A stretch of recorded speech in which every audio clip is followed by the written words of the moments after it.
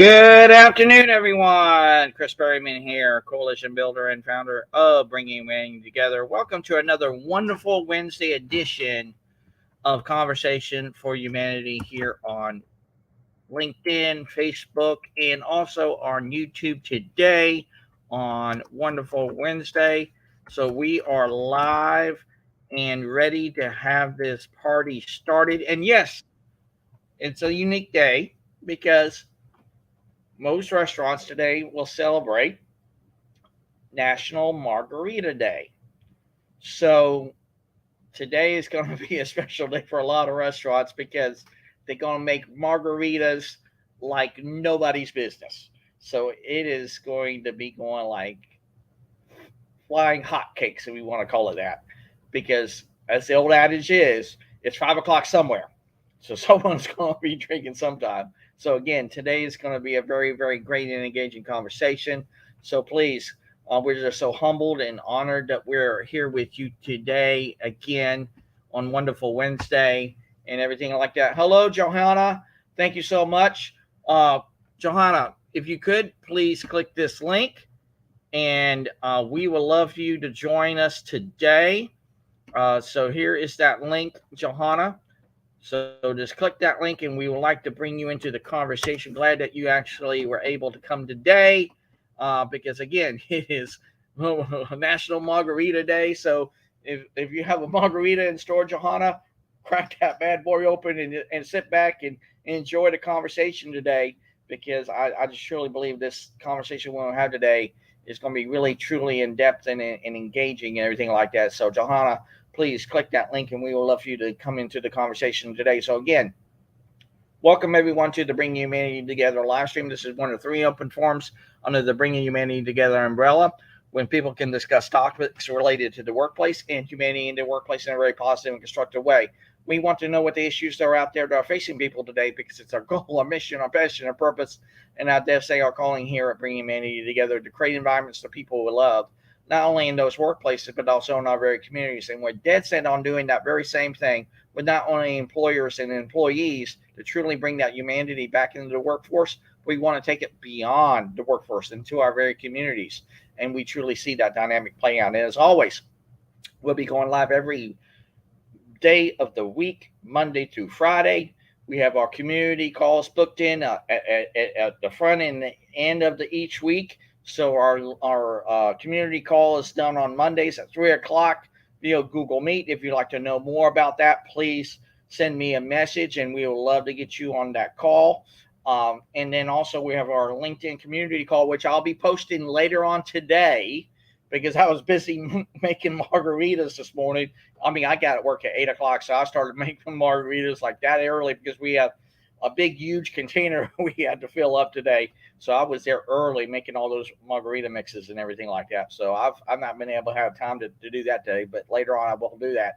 And then also we'll be going live every Tuesday, Wednesday, and Thursday all at 2:45 Eastern Standard Time. And if you would like to come share your story for Conversation for Humanity, please click this link and I'll put it in our feed and we will love for you to be a part of that. So I'm going to put it up right here. This is the link that you'll use to come share your story on Conversation for Humanity. It's a Calendly link at guest BHT/CFH, and we would love for you to be a part of that great and growing show to not only share your story, but sometimes those stories will stick to somebody, and it might be that one story that might just make someone's day. Hello, James. How you doing today, sir? Chris, I'm doing fantastic. I spoke to our good friend Isabel Zimmerman. And? She's not able to make it today because she has another event going on.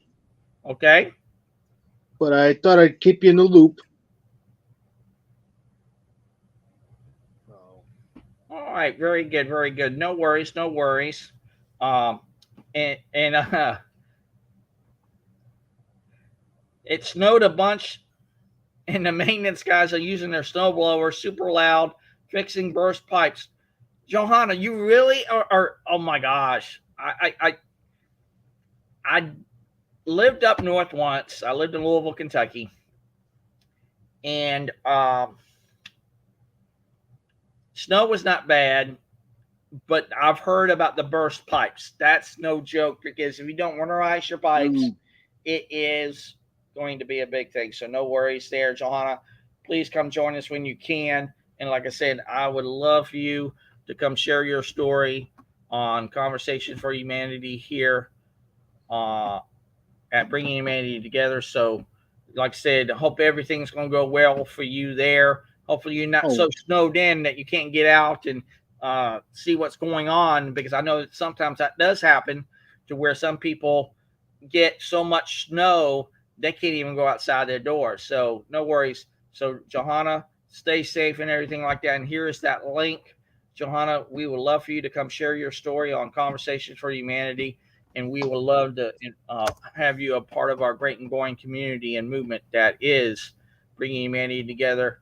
And speaking of the snow, there's another snowbird in Chicago. It is Kimberly Litnick. Hello, Kimberly. Hi. Hey, don't call me a snowbird. We've got green grass out there. No, someone just posted that they must live up north, because there's some snow up where they live, and now they have to worry about burst pipes now. Oh. Yeah, that's not a good thing, is it? No, not at all. This storm is supposed to clobber New York tomorrow. We're supposed to see 2 and 3 feet of snow out of this. Oh boy, we're not going to get out of this unscathed. And Johanna just said we got heavy wet snow in Colorado in the end of February and everything like that. And yes, she's going to save the link. Please do. We would love for you to come share your story. Johanna, like I said, we're just glad that you're actually able to pop in today and listen in. And what I want to bring to the table today, first and foremost, is want to find out how both of you guys are doing. So, James, how are you doing there in your neck of the woods? And also, Kimberly, how are you doing in your neck of the woods? Well, cold. It's a nice, balmy 38 degrees here. Heat wave. Wow, that is a little chilly. It's not as cold as what it's going to be this weekend. Oh. How cold? Negative 35. Oh boy. That's a Chicago winter. Yes. And what about you, Kimberly? What's going on in your neck of the woods? I don't know. I've had a pretty productive day. Looking forward to this call, and got an afternoon full of meetings. Hey, there you go. That is good. That is good. And I'm glad you brought that up about meeting people, because today's conversation is going to be focused around, do we truly connect on social media? Do we actually do that? And like I said, I was reaching out to the guest who I was going to have today, and for whatever reason, she could not confirm her spot. So that's why I had as a backup is I wanted to bring that to the table is, do we actually connect on social media? Do we actually take the time, not only through intentionality, but also what's the art of connecting really stand for? Well, it's about a little authenticity mixed in with a little intention, with a little bit of discovery in mind. And again, we got to bring that other thing in, because we're going to be talking about it very soon with an event called Conversations of Curiosity.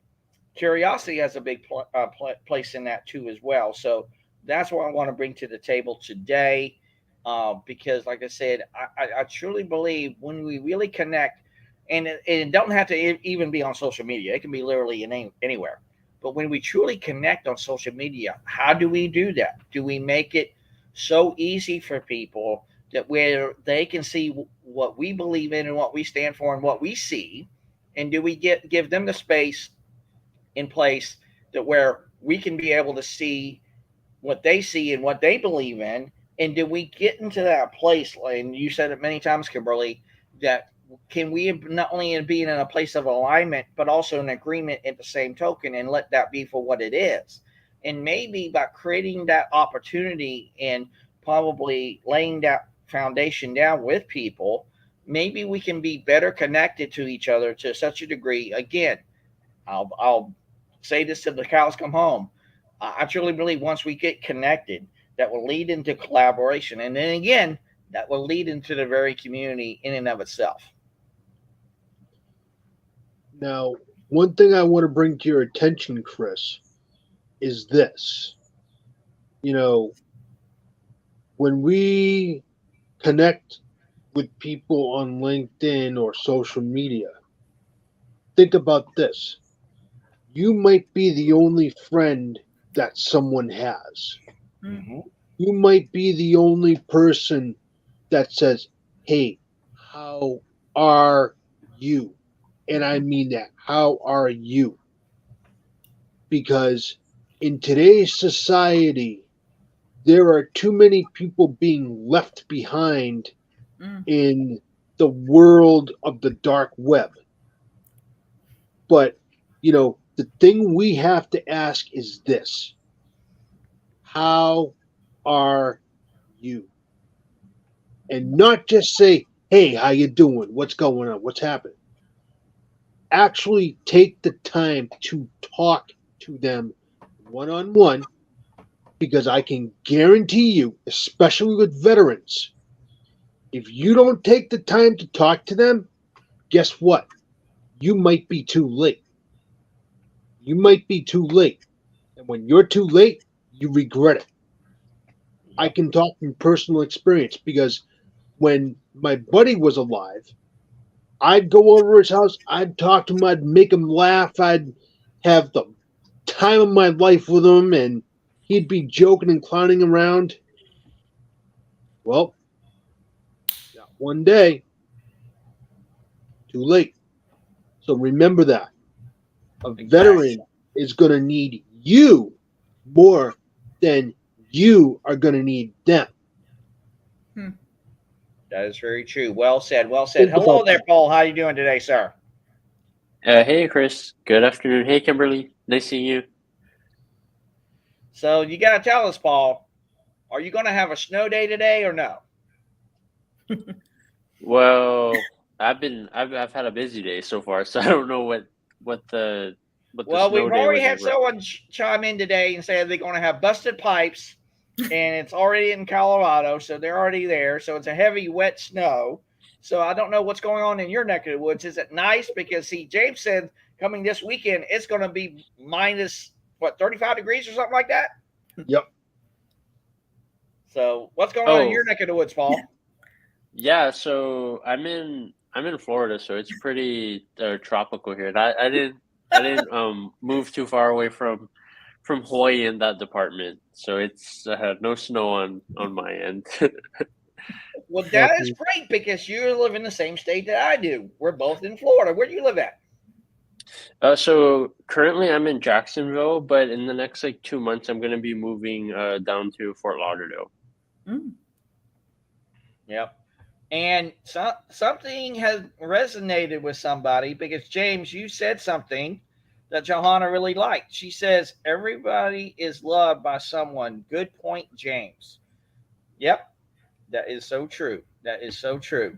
So, Paul, today's conversation we're going to have today is, do we truly connect in the age of social media? Do we truly intentionally, through the art of connecting, which I truly believe it's this, that we do it from a place of authenticity, with a little intentionality, with a little discovery, and again, that little curiosity in mind, that when we actually do that in and of itself. So let's get this conversation started.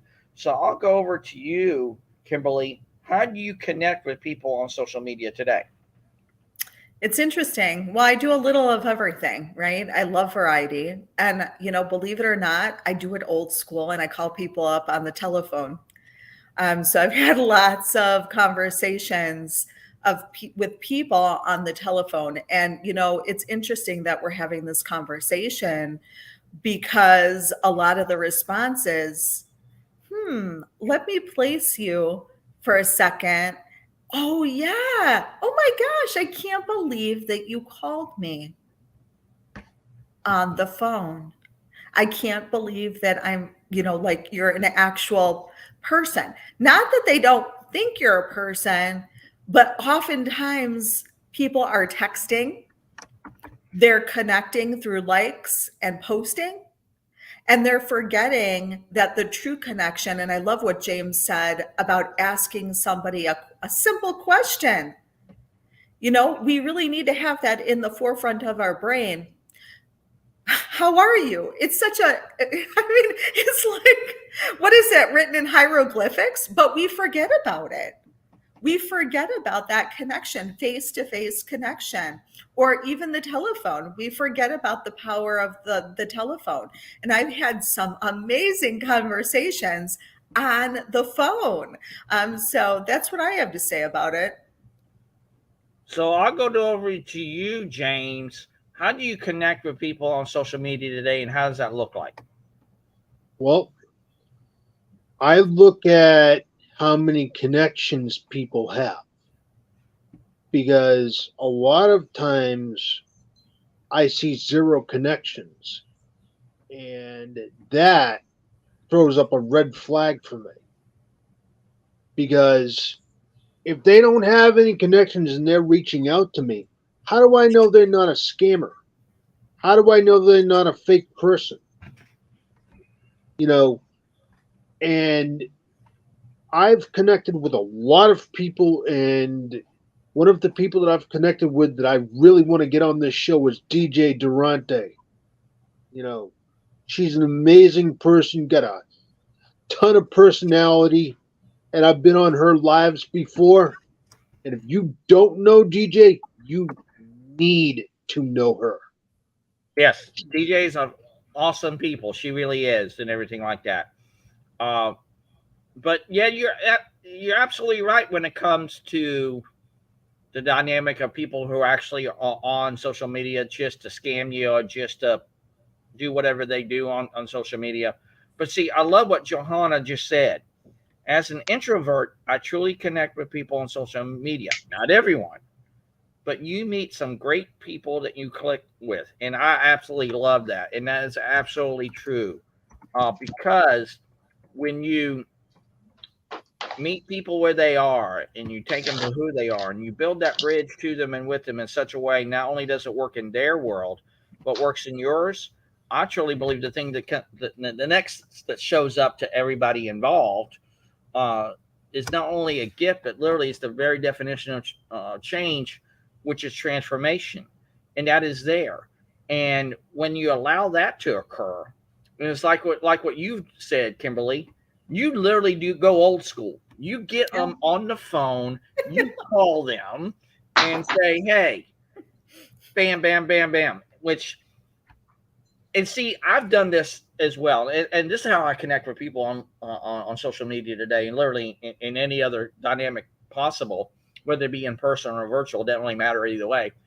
The one thing I do now consistently and really intentionally, and I've said it on these programs many times, I don't say is like, what do you do? What do you do? What do you do? I truly believe the better question to ask is, who are you? And then once you get in tune with that, that will lead into a much greater and deep and enriching conversation, because you're allowing that to occur. Because see, we can talk all day long about what we do until the cows come home. I mean, but when we really do that from a place, again, through the art of connecting, that we're a little curious, with a little authenticity, with a little understanding and awareness.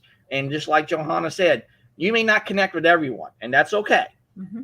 But when you allow that to foster the environment of connection, again, like I said before, I truly believe it will lead into collaboration, that will lead into community, it will lead to so many other different things. Because again, Sir Richard Branson said it best. If someone offers you an amazing opportunity and you're not sure how to do it, say yes and learn how to do it later. And doing the art of connecting, whether it be on social media or not, doesn't really matter. But when you do that well, and you do it with the people that you really wanting to connect with, it's almost like the magic starts to happen and starts to flourish, and you allow that to occur. So, Paul, let me ask you this. How do you connect with people on social media today, and how does that look like for you?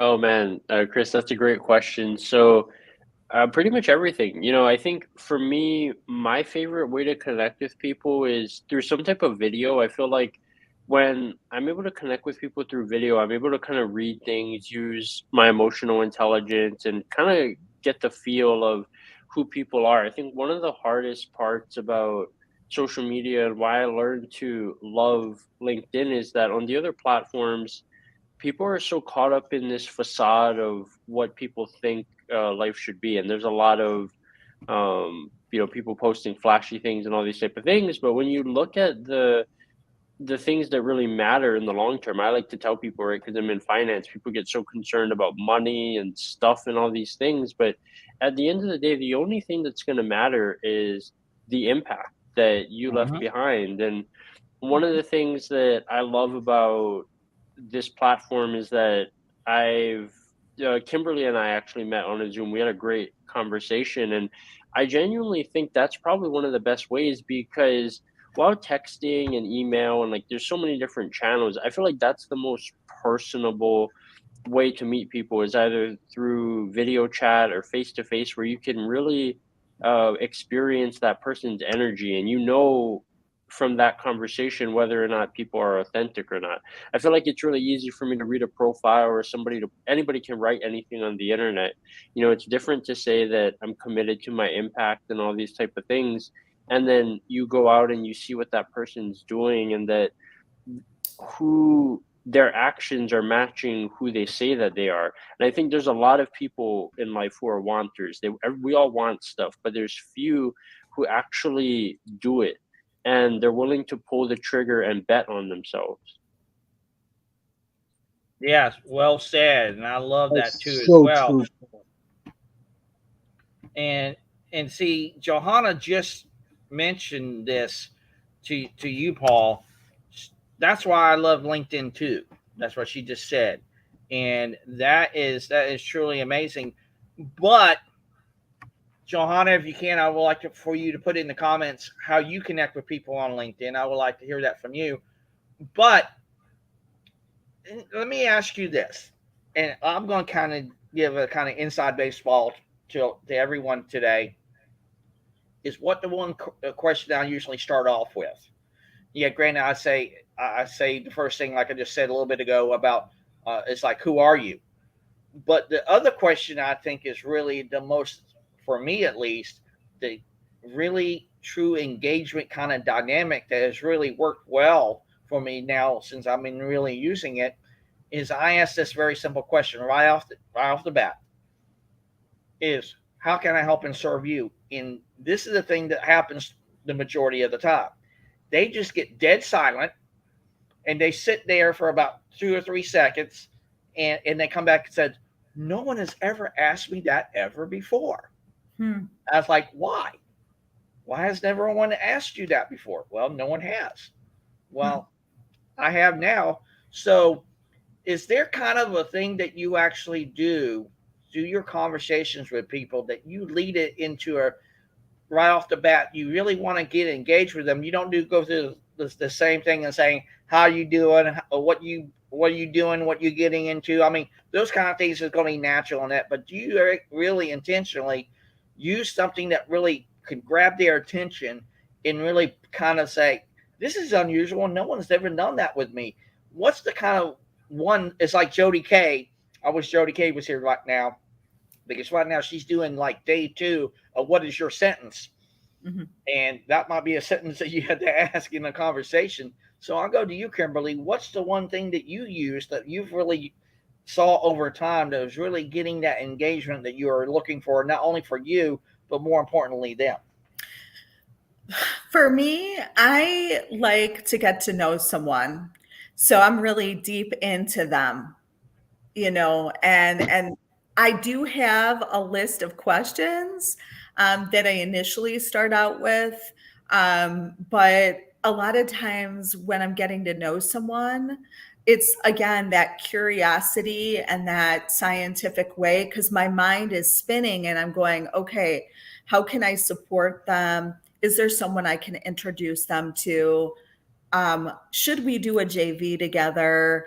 That's what's going through my mind. It's not just coffee out, to go to Starbucks, for instance, and go there just for no reason. There's a lot of intentionality behind it. And I really want to get to know people. So to use, for example, Paul's on this call. I believe, Paul, correct me if I'm wrong, Lachelle and I were doing a LinkedIn audio, and he popped into that LinkedIn audio. And it was something that he said, because we were talking about younger generations. And it was something, the way he presented himself, that said, oh my gosh, this guy's a leader for future generations.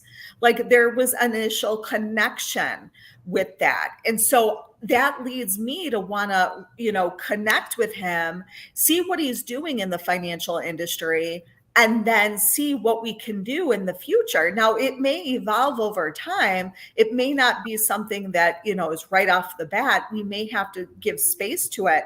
But the point of the matter is, when I look at finances, for instance, there's a lot of information. And then when Paul and I hopped on the call, and then I learned more about his story because I'm curious. I'm like, whoa, not only, am I connected to that point about Paul, but I'm connected to his deeper story of what brought him to where he's at today. And so that's kind of an example of how my conversations are going to go. Very good. I love that. So I'll go to you, Paul, on that note. Is there one particular phrase or catch line or whatever you want to call it, doesn't really matter, that you use as a true engagement kind of dynamic? Not only is going to be beneficial for you, of course, but really it's going to be really impactful and beneficial for them. What would that be for you? Yeah, well, hey, I want to say I had a great conversation with Kimberly. So if you haven't spoken with her in the chat, definitely do that. And Kimberly, I owe you a second one. I know we're supposed to meet, but it's a lot of aligned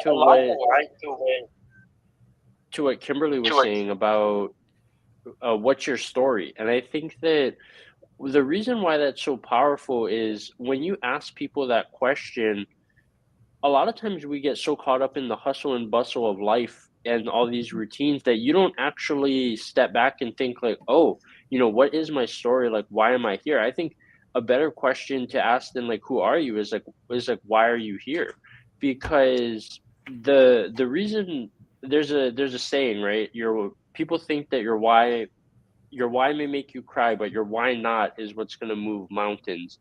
And I think that when you focus on why people are here and what they're trying to get out of it, that's when you're really able to drive the conversation. Because the reason why I love conversation so much is that because of what I do, I can help everybody. Everybody's my client. Everybody needs to know about how to use money to survive. And I always tell people, you either learn how to use money or you get used by it. But the reason why it's so important to have conversations with people is that I always tell people, because everywhere I go, they'll ask me like, oh, what is your like best piece of advice? And I always tell them, it is irresponsible and unethical for me to give you financial advice without context, because I don't know what your goals are. I don't know what your situation is, and everybody's situation is different. So I think more than anything, I love these conversations because even if I can't help them, my network can. And I think that when you approach this platform from a conversation and connection perspective, at the end of the day, we're all trying to help people live a better life and leave the world better than we found it. And I think that the way that you do that is by either helping people solve problems, or if you can't do it, then your network can. So, I mean, for me, that's really what it's all about.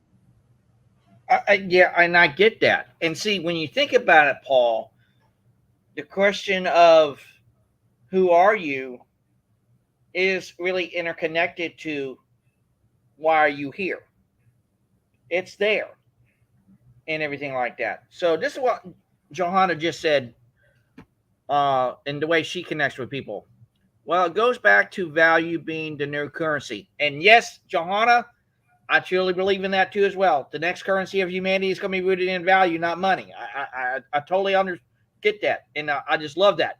But also, she says this: I am a pastel landscape painter, but I love teaching.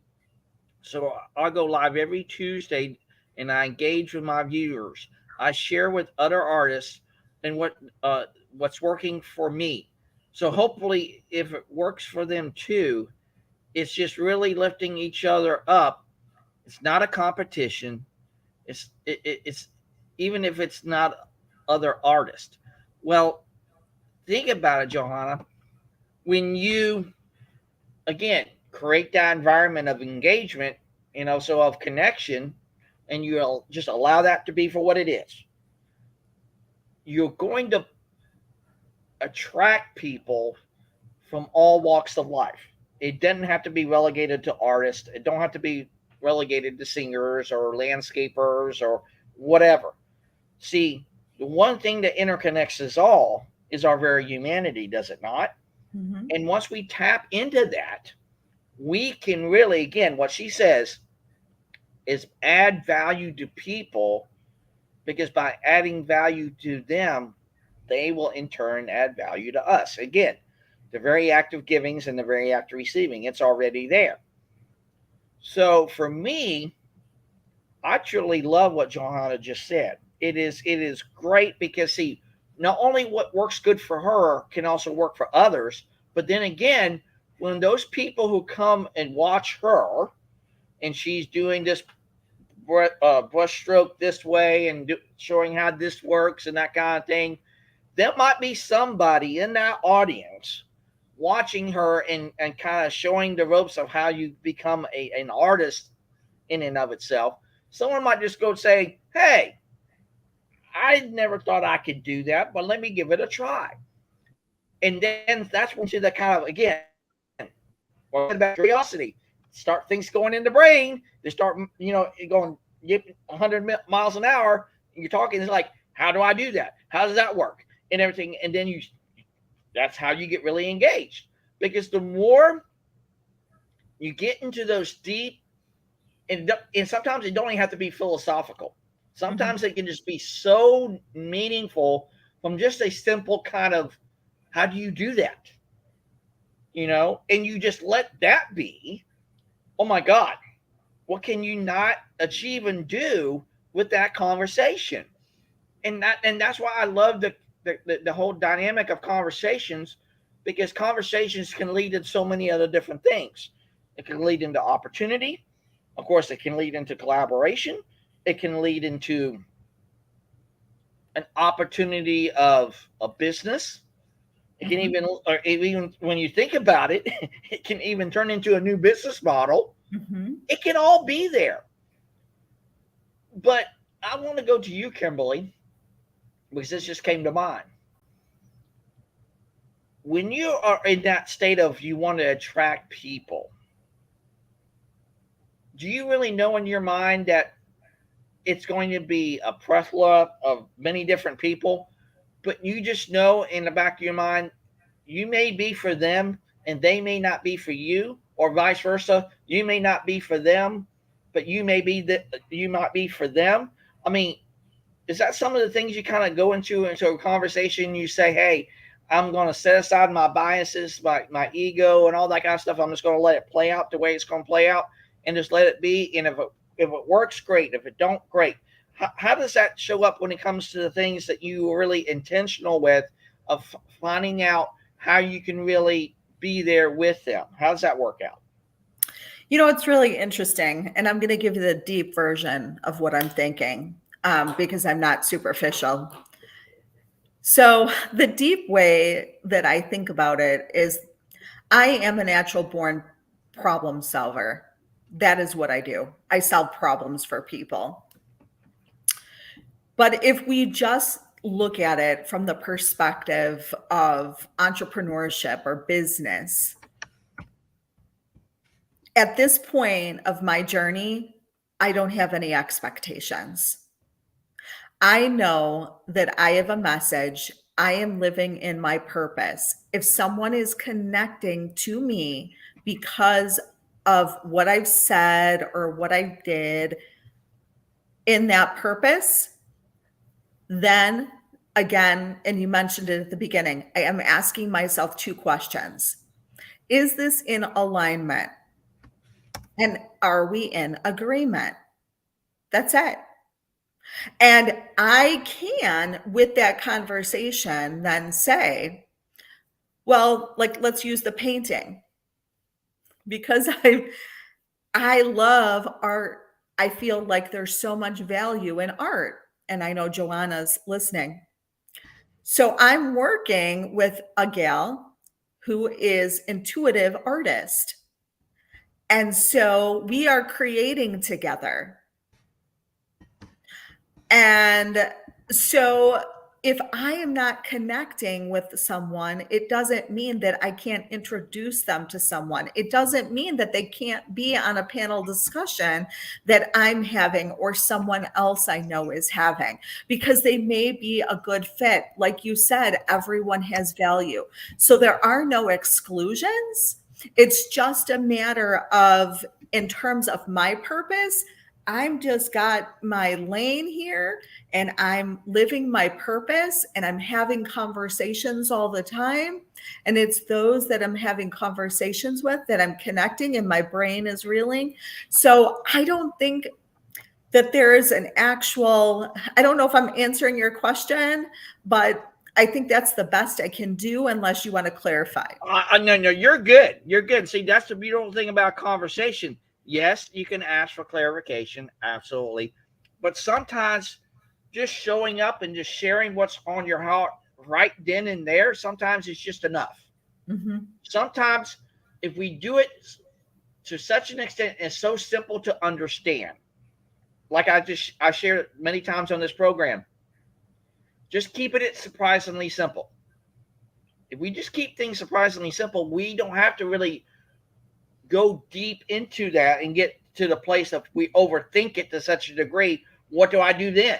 Then you get next thing you know, you get overwhelmed. You go, what do I do now? I'm about to, you go off the deep end, but you just don't let it be for what it is. And this takes me back, and I had to share it because this did happen. It's a little true story.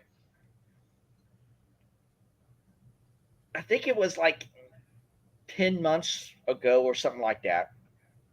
I had a future capitalist kind of investor kind of guy say to me, he's like, Chris, well, what do you do? And again, I had to come right back to him and say, hey, it's not what I do, it's who I am. And what I am is I'm a coalition builder and founder of Bringing Humanity Together, because I truly believe the one thing that interconnects us all is our very humanity. And I just know that if I can help others build their field of dreams, they will in turn help build mine. It's just that simple. And then he's like, well, how does that look to you when it comes from a business model? Well, I told him, I was like, the best business model to have is one's rooted in the one thing that interconnects us all. It's that very humanity, is it not? And he's like, well, humanity is already in business today. That's not going to work. And I'm like, wait a minute. Do you actually see what I see? And see, that's the dynamic when it comes to conversations. And again, with the one we get ready to have for our first events here at Bringing Humanity Together, this conversations that is rooted in curiosity from that Julia Dar video, is when you get into that conversation, you actually take the information in to such a degree that you get yourself to a place to see what they actually are presenting to you. Or you, of course, already what most people most often have done, and I've done it many times in the past myself, and I'm really aware of that now, is what we do sometimes is we set ourselves up to really already say the very thing at the end of what they're going to say and say, hey, this is my rebuttal to it. Already laid out, mapped out, bam, I already know what I'm going to say in a split second, because that's, I want to get rid of them, whatever that might look like. But to me, that creates a disconnect, not only to me, to them, but also them to me, and also internally for me, who I am. Because if I do that, I don't really connect to them by meeting them where they're at, because I'm putting them at arm's length to such a degree. So I ask you, Paul, what's your thoughts on that? I think it's really interesting, Chris, what you were saying about like when you're trying to attract people. And I think for me, that was probably one of the biggest mistakes that I made in business last year when I first started was I was busy like chasing people down.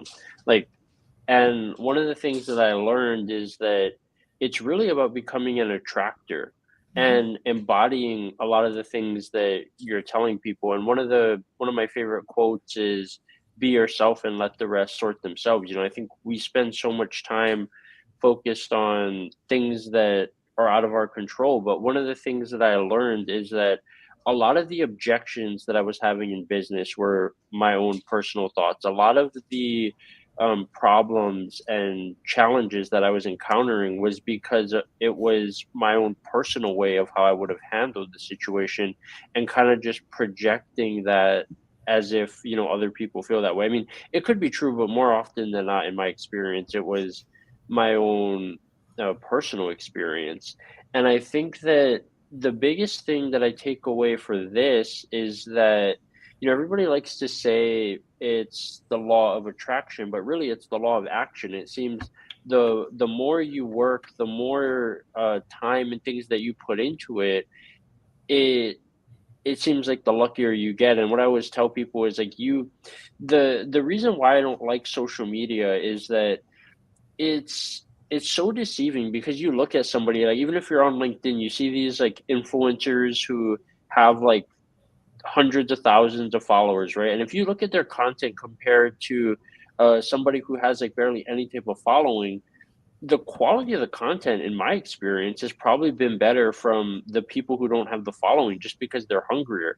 And the reason why those people got there, though, was because they were able to sustain the longevity. But nobody wants to tell you that it took me 10, 15 years to do this. It's like, oh, yeah, you know, I've been doing it for a couple years and all these type of things. So I think that Yep. for me, I really just focus on being myself and letting everyone sort themselves. You know, I know that I'm not for everybody. A lot of people um, don't like hearing the truth. Like I have a saying in finance, like I tell people what you need to know versus what you want to hear, because there's a quote or I guess a meme, whatever you call those picture things that I saw today where it talks about if you want to help people, you tell them the truth. If you want to help yourself, you tell people what they want to hear. And I'm not in that business. So, you know, that's my answer.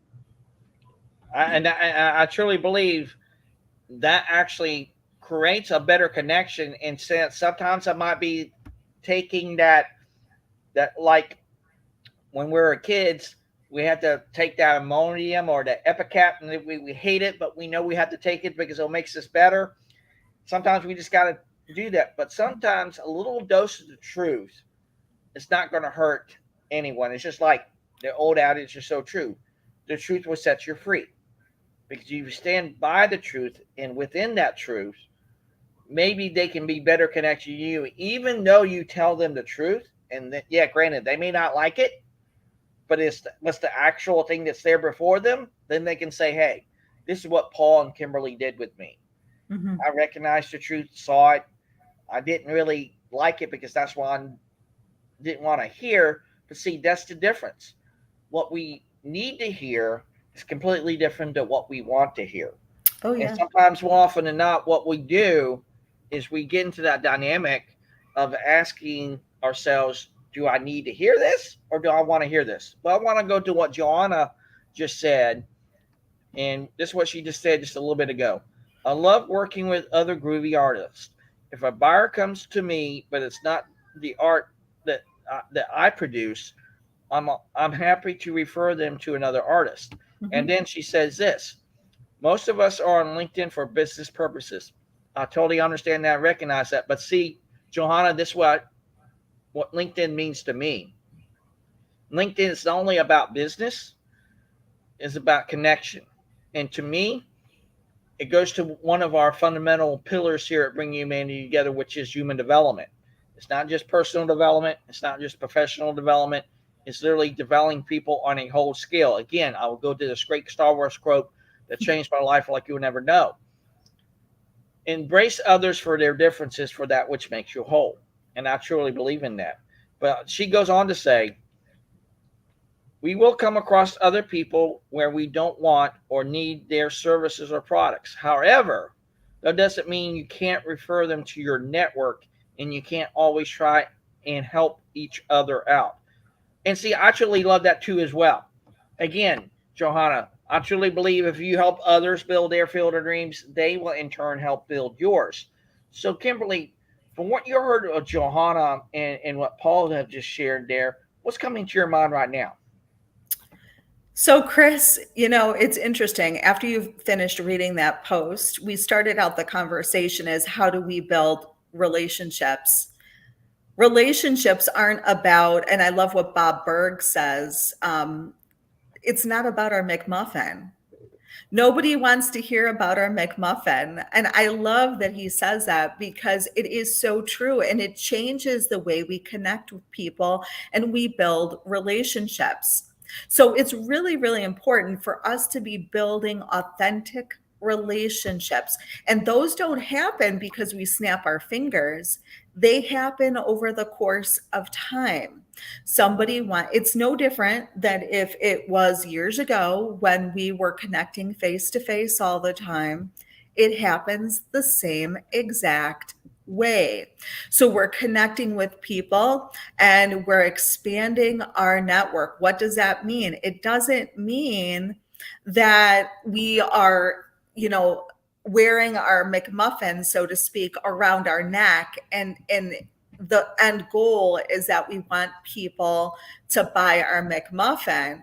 It's that we want to get to know them human to human.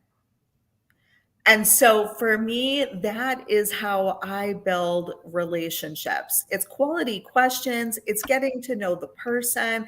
And I'm not even talking about what I am offering unless somebody asks me.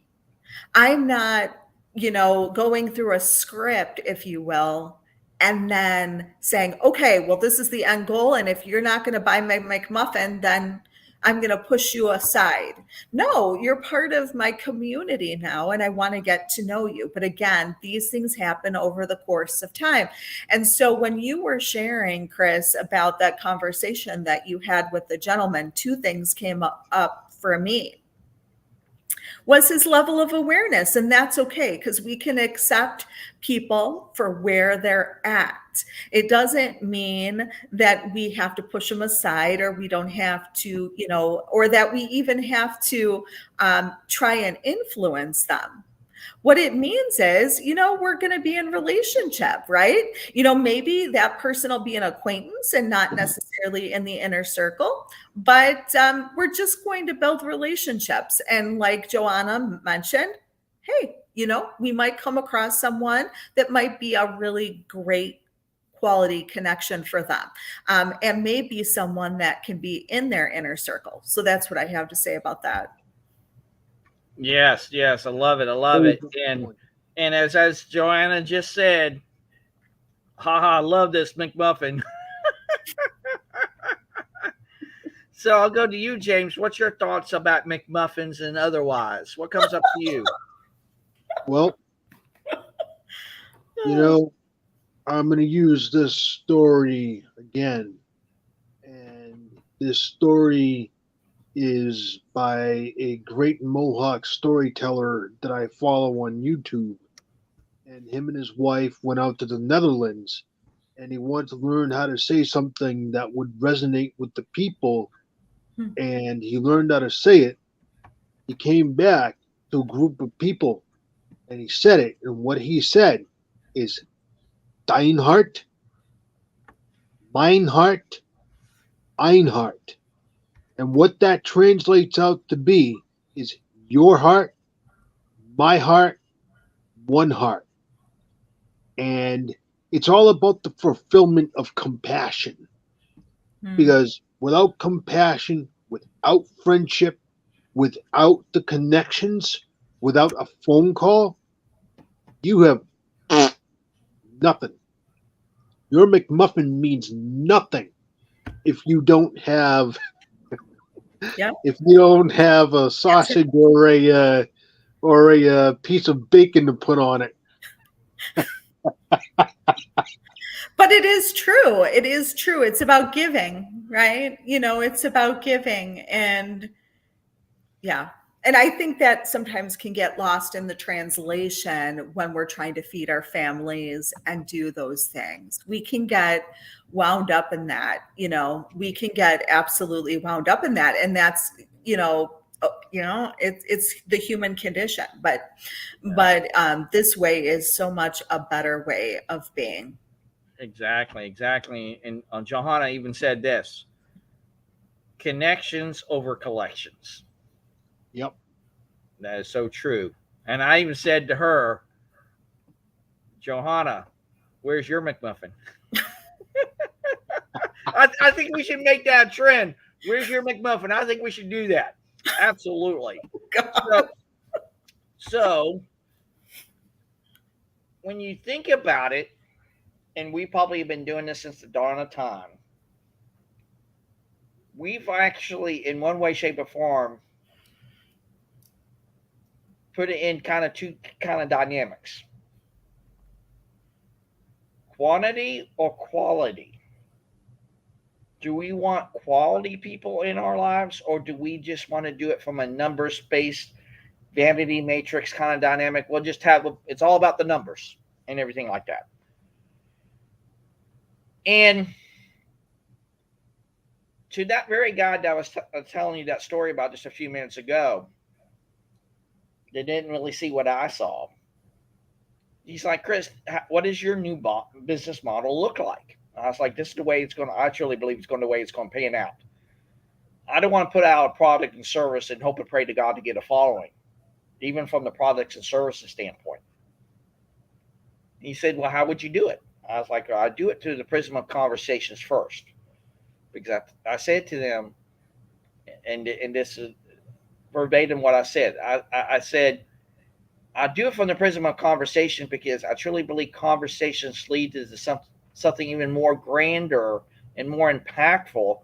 Because again, if you can see what they see and they can see what you see, then you can see together what you should all see. Now, granted, you're not going to see eye to eye on every single thing. And then he got to thinking, he's like, I never thought about that.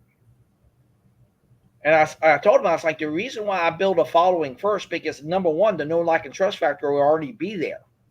They literally will be your cheerleaders in what you are building. And then when those products and services do come to fruition, where's it going to come from? It's going to come from the very people that you talk to over time that say, this is what we are looking for. You're not just giving them a kind of a la carte, kind of a paper cookie cutter approach and say, hey, this is what it is. It's only this, and here it is. You got to pay for it. But see, I'm not in it for that kind of dynamic about, hey, let's just generate money and that's it. To me, again, the better question to ask is not what you do, is who are you? And then once you know who you are, everything else will have a natural byproduct effect in and of itself. The growth potential, the thriving potential, the connection potential, of course, the revenue potential, but more importantly, it's the impact potential. What's it going to impact on them on their bottom line? What's their bottom line? Is what they value most. Because if you don't value what they value most, they're not going to value of what you're giving to them, because it may not be up their alley. It may not even go to where they believe in. It may not even be what they want. But when you do it in that kind of dynamic, that you let them say, hey, this is what I truly believe, that this can be a thing for us here. And then next thing you know, one thing leads into the other. What's your thoughts on that, Paul? Yeah, I think to your point, Chris, what you were talking about, like how I mentioned earlier, for me, everything that I've done in like business or personally, it all started from a conversation. Every stage that I got on, every connection or sale that I made in business, it all started from a conversation. And I want to talk about something that Johanna brought up earlier about how when you connect with people, you might not need their services. I think the thing that I would add to that is the biggest problem I think that we make is that a lot of people can't see. I mean, obviously, we can't see in the future, right? That's why hindsight becomes Mhm. 2020. You never know when you're going to need to pull that card per se, and one of the reasons why I love connecting with people is that you never know when you may need their help. And I have a saying, it was the greatest piece of financial advice that I ever received, but it goes that the best time to get something is when you don't need it, because when you need it, it's too late. You can look at it at that in finance and life, whatever it is. A lot of times we we know there's usually some type of hint of like where you slip. People focus on so much on the fall instead of the slip. And I think that when you look at this from a perspective of I'm trying to connect and collaborate with people, it changes the whole perspective. Not only why you're here, but I feel like it changes your whole outlook on life. I'm reading a book right now called The Greatest Salesman, and I don't know if anybody's read it, but it's a transformational book, and I would encourage all four of you and everyone watching to read it because I mean, some of these principles are powerful. The one that I'm reading right now says, I am nature's greatest miracle. How many people are 100%. accepting their reality instead of chasing their potential? And I talk about it all the time, but at the end of the day, there's a reason why they say that a graveyard is the wealthiest place, because too many people, instead of dying with memories, they die with dreams. And people get so caught up in this numbers thing on social media. I always tell people I only care about one number, and that number is one. Any type of content or anything that I put out, if it affects one person, if one person gets any type of positive impact from it, my life has changed. I hear so many people talk to me, oh, I don't have money, I don't have time, all these type of things. I've recently implemented a practice where I've come across people's content, and through words and supporting people, it's literally made their day and changed. I've gotten a lot of people that said, wow, like this really like changed and enhanced my life. And the question that I ask a lot of people, because I talked earlier, it's easy to say all these things. It's easy for anybody to come on these shows and like talk all this, rah rah, this and that. You look at somebody's actions and what they're actually doing in their real life, and you see that the words that they're saying don't align with the life that they're currently living. And this is why it's so important. That is my definition of authenticity. Anybody can say any type of thing they want on the internet. Few people actually live it. So yeah, it's my Exactly. So, what's your thoughts on that, Kimberly? I don't know. My head's full. My head is full from this conversation. I've just really been listening. I just really feel like it comes down to the relationships, it's building relationships. So, yes, I do believe that there is a numbers component, Chris, I do believe that there's a numbers component. I believe that we need to have goals and we need to hold ourselves accountable and we need to have structure. We need to have a business plan because otherwise, why are we doing what we're doing? Right. I do definitely believe in value. Absolutely. But I also believe that we do have to measure ourselves in many different ways. Because for me, Paul was speaking about measurement just a second ago. He was talking about some books that he was reading. For me, that's measuring. How can he measure it? He can read those books and then he can take the knowledge because reading is powerful, but he can take those books that he's reading, he can take the information and he can apply it. He can apply that information and then he can measure himself afterwards. So although I do believe in the value and that value is absolutely an important currency, and I know for you it is the currency. I do also believe in these other things. I think that we cannot build and say that we're in business if we are not measuring ourselves. And part of measuring ourselves is looking at those numbers, whether it is on social media. But then, to Paul's point, it's very, very important that we're mindful of when we're connecting, not to get too caught up in it and focusing on the other person. But let's say you set a meeting and they don't come, and it's happening over a period of time. Well, maybe that's not going to be someone that you're going to want to do business with, because you have your core values. Because again, it comes down to those core values. But I do believe that we have to measure ourselves, and part of that is all about this number stuff. Yes, and see, to me, when it comes to the dynamic of quantity versus quality, I'll take quality all day long. I'm not focused on the on numbers, because here's why. I don't seek the many to create the change, to be the change. I just seek the one that will turn into many.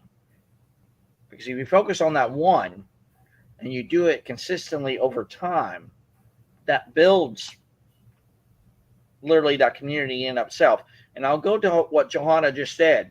She said, yes, Paul, that is why it is important to build an authentic network. Absolutely. I couldn't agree with you more, Johanna, 110%.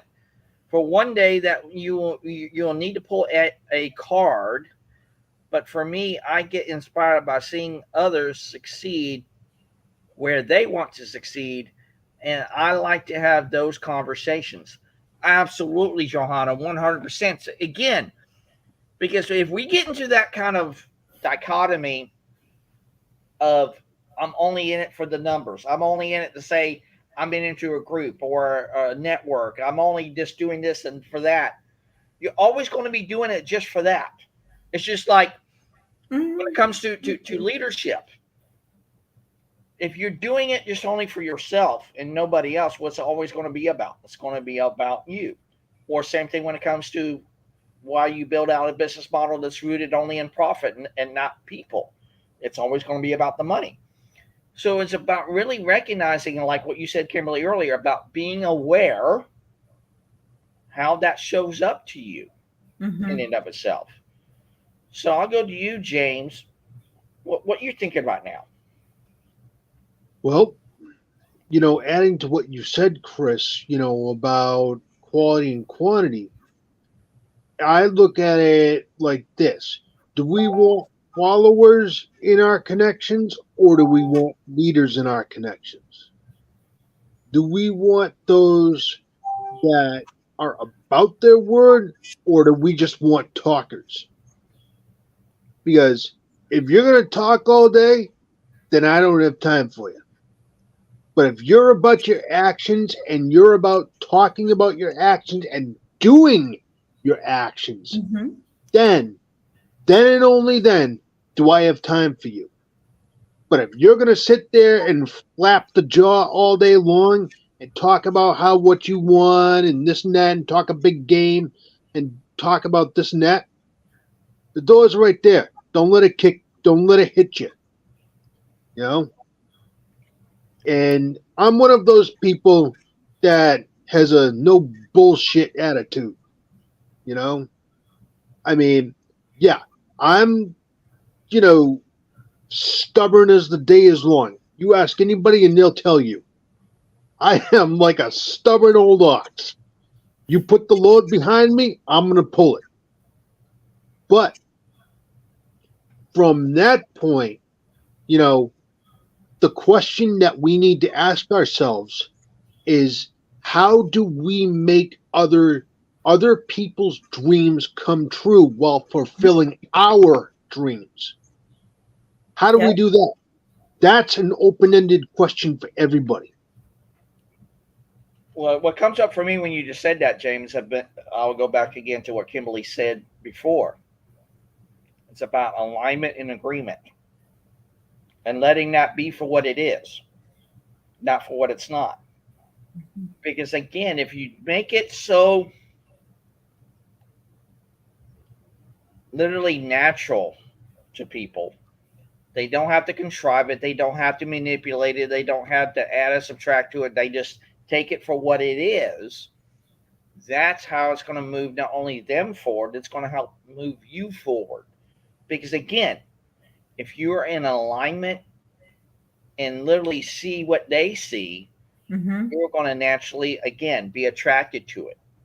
And then you have to come to that kind of thing in your mind and say, am I not only in alignment with this, but am I agreeing with this? Now, mind you, I truly believe that you can still have an alignment and maybe an agreement, disagreement kind of paradigm still even be there at the same time.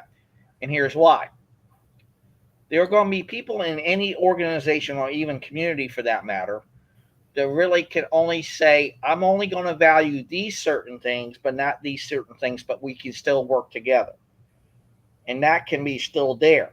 Because again, if you just put the focus on you say you must or you in the kind of need of or order to of kind of dynamic to say these are the values that we hold and this is what you should do, then it's always going to be focused on that. But if you allow it to really be literally a living and breathing kind of dynamic and you take it for what it is, the next thing you know, you can allow those disagreements to come in, let it be for what it is, recognize them, and even honor them to a certain extent, even embrace them. And I've shared this many times on the programs that we've done on these LinkedIn Lives. Is I even say this, and I do this intentionally too as well. Is I will go to people and say, "Hey, we have all these things in alignment with one another, and we're in agreement with all these things. Get it, got it, good. We want to take that and run that to the high hills and always keep it improving on that. Great, love it. But you know what I also recognize and do too as well is that maybe I can build a bridge to them and with them in such a way that I go to Susie, Bill, Joe, Bob, and say, hey, I want to build this bridge to you and with you in such a way that we can build that bridge together of these misalignments to bring them back into alignment. And if we get there, great. If we don't get there, great. I truly believe in that. And this is what Johanna just said too as well. She says, I like a nice balance of quality and quantity. I'll totally understand that and get that too as well. It's about meeting people where they are, absolutely, 110%. Some people don't want to have conversations, but you are helping them and they are helping you. I truly believe in that. What's your thoughts on what I just shared, Paul, and what Johanna just said? What comes up to mind for you? Well, I think to something that Kimberly mentioned earlier, and like anytime you're talking about business, right, you have to make the numbers right. So I think to some extent, like you need to make money. I think that's the problem that so many businesses and people are making right now is that they're not making money. So I first want to get that out of the point because it's important to make sure that your numbers match. But even more important to talk about with what Johanna was saying, I think for a lot of people, the people focus so much on trying to change people. And I think one of the things that I realized is that at its core, sales is about education. And one of the things that I always tell people is they're like, oh, thank you for helping me. My job isn't necessarily whether or not I sell somebody or not. The goal is to help people make a decision. And I always tell people, right, like all my objective is to give you the accurate information for you to make the decision to help yourself. To the question that James asked earlier about how instead of focusing on like how other people are going to be fulfilled, how are you going to be fulfilled? I think the question that you need to ask yourself is what do you want? I think a lot of people don't have clarity in terms of where they're going and what they value in life. And one of the things that I always tell people is, and how I came up with my favorite quote that my friend finally made me own today, of chase your potential instead of accepting your reality, is that the reason why so many people have regrets is because you don't know what you want, you lack that clarity, so you end up settling for what other people tell you that you should want. and what they find later on in life is that this is not the life that I was meant to live, but for most people it's too late. And one of the things for me that really helped me with this perspective is just I've tried to remove expectations as much as possible. You know, when I connect with people now, I go in with zero expectation. My thought is just to have a conversation. Maybe I can point them in the right direction or etc. But when you start placing emphasis, like, oh, because this person has X amount of followers or they have this massive following, and you focus on like all these expectations and pressure that you add to the situation, you really lose the beauty and the value of the situation of just getting to connect with people. That's so true, so true. And I want to bring up what Johanna just said again, just a little bit ago. It's not like she said, I like the balance of quality and quantity. It's about meeting people where they are. Some people don't want to have those conversations, but you are helping them and they are helping you. And then I came back and said, as well, is that uh, balance is key. Absolutely. Balance is key, because if you don't have that balance, then you become literally imbalanced in and of itself. And I truly resonate with that. So, Kimberly, let's go to our final thoughts and call to action, and I'll start with you.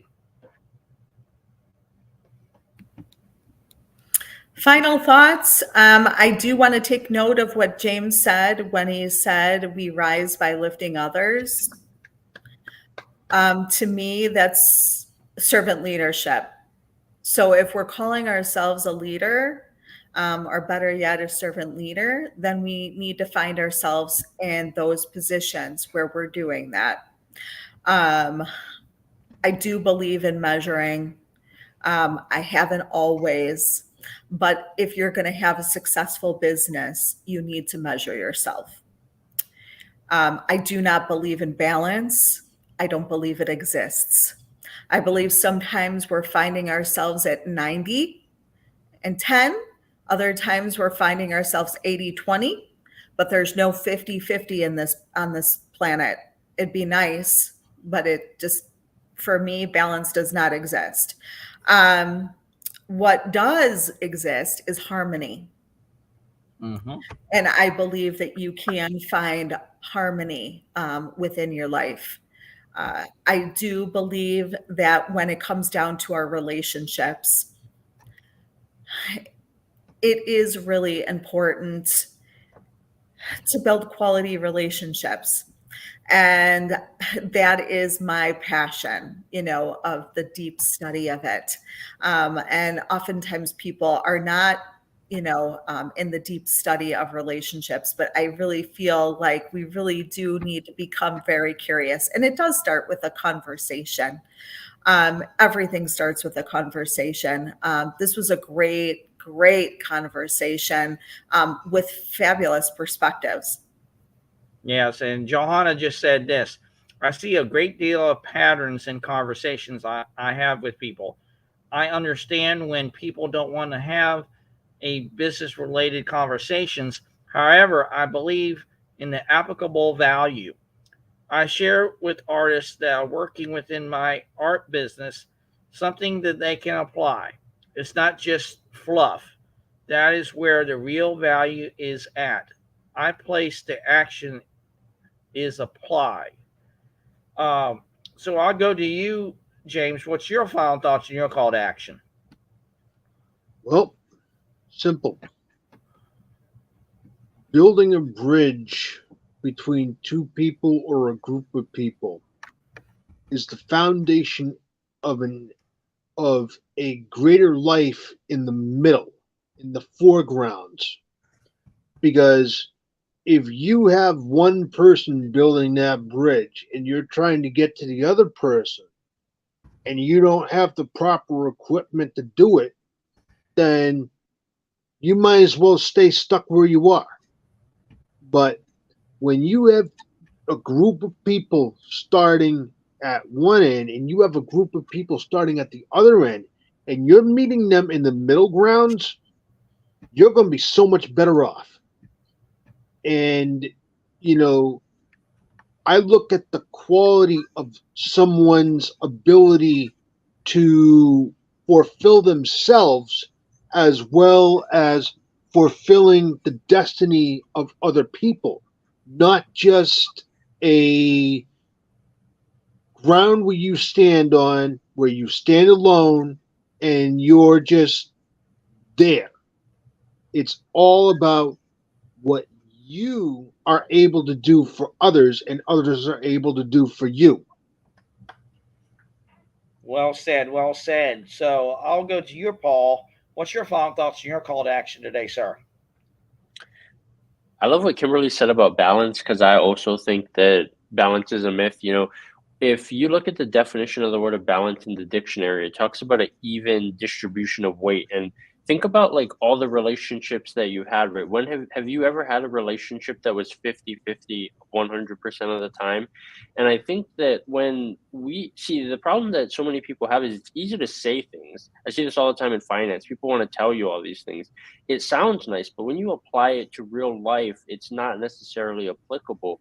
And I also want to take that second approach to another word that I see people using, which is happiness. And I tell people, I don't chase happiness anymore. I chase fulfillment. When you look up the definition of the word happiness, it talks about being content. And for me, I'm always learning and I'm always growing, which is why I love having these type of conversations, because I feel like I learn something from any time that somebody says something.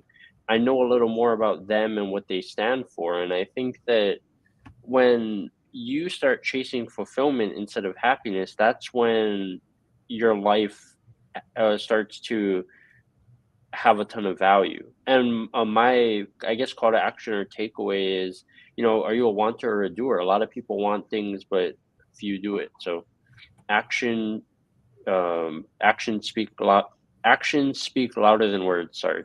Yeah, that's well said. But see, this is what comes up for me from what you both shared about balance. To me, balance has a natural byproduct, which is harmony. That's a part of that in and of itself. And when you think about fulfillment, fulfillment is a natural byproduct of happiness. It's there, it's interconnected. So it depends on which way you view it. Do you truly want to be happy and content, or do you want to be truly fulfilled? Or can you be fulfilled and happy at the same time? It's about what works best for you, because not one person is going to be content on this thing and yet not be happy on this thing. And that might show up to them that way. That may happen. They may be fulfilled on this thing and they're so fulfilled it's not even funny. The cup runneth over. But then again, that small thing that might come into their lives, and then they say, "Oh, I'm not happy," and it goes right back to that dichotomy. And the better question to ask is to yourself and also to each other: is life happening for you or life happening to you? And then when you get into that kind of dichotomy and that state of being, that you look at life happening for you, it's going to change your mindset. It's going to change the way you look at things. It's going to change the way you see things.